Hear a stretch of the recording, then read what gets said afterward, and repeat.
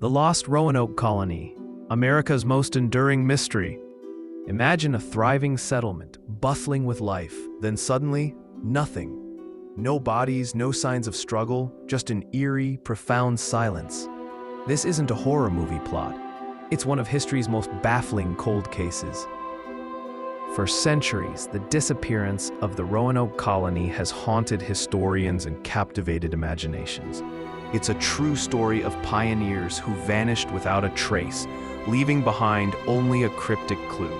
Their fate remains a chilling enigma. In the late 16th century, England sought to establish a foothold in the New World. Sir Walter Raleigh spearheaded several attempts to colonize the coast of what is now North Carolina. These early ventures faced immense challenges.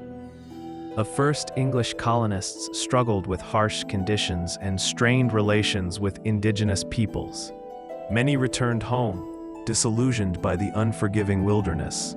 Yet the dream of a permanent English presence persisted. In 1587, a new group of 115 English settlers set sail for the Chesapeake Bay. Led by Governor John White, an artist and explorer, this expedition included families, women, and children. Their goal was to establish the city of Raleigh. They landed instead on Roanoke Island, the site of a previous failed attempt. Here they began building their new lives, hoping to forge a lasting community.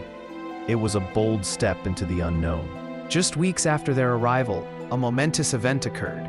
Eleanor Dare, Governor White's daughter, gave birth to Virginia Dare, the first English child born in the Americas. This birth symbolized hope for the colony's future. However, supplies dwindled quickly, and relations with local tribes deteriorated. The colonists soon realized they needed more resources from England. Governor White reluctantly agreed to return for aid. White left Roanoke in August 1587, promising to return within a few months. He sailed back to England, expecting a swift turnaround. But fate intervened in the form of the Anglo-Spanish War. England was preparing for the Spanish Armada, and all available ships were commandeered for the war effort. White's pleas for a relief mission were repeatedly denied. Years passed, filled with agonizing uncertainty. It wasn't until 1590, 3 long years later, that White finally secured passage back to Roanoke. He was filled with dread and hope, desperate to find his family and the colonists. The journey was fraught with anticipation. Upon arriving at Roanoke Island, White and his crew found an unsettling scene. The palisade around the settlement was still standing, but the houses had been dismantled. There was no sign of the colonists. No people, no boats, no struggle. It was as if they had simply evaporated into the dense wilderness. The silence was deafening, a stark contrast to the bustling community White had left behind. As White searched, he found a single word carved into a gatepost: CROATOAN. On a nearby tree, the letters CROW were etched. These were the only clues left by the vanished settlers. CROATOAN referred to a nearby island, now known as Hatteras Island, home to a friendly Native American tribe.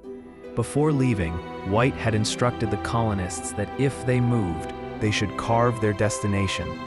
He also told them to carve a cross above the name if they were forced to leave under duress. White found no cross. This suggested a planned, unforced relocation, perhaps to CROATOAN Island. However, a storm prevented White from sailing to CROATOAN to investigate further. He was forced to return to England, leaving the mystery unsolved. The fate of the Roanoke colonists remained unknown.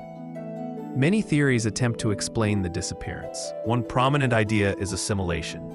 The colonists may have integrated with friendly Native American tribes, like the CROATOAN people.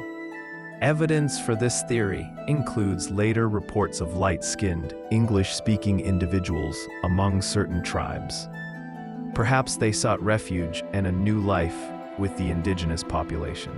Another theory suggests an attack. Hostile tribes, perhaps the Powhatan Confederacy, might have overwhelmed the settlement. However, the lack of bodies or signs of battle makes this less likely. Environmental factors could also have played a role. Disease, famine, or a devastating storm might have forced the colonists to abandon the site. They may have perished attempting to relocate.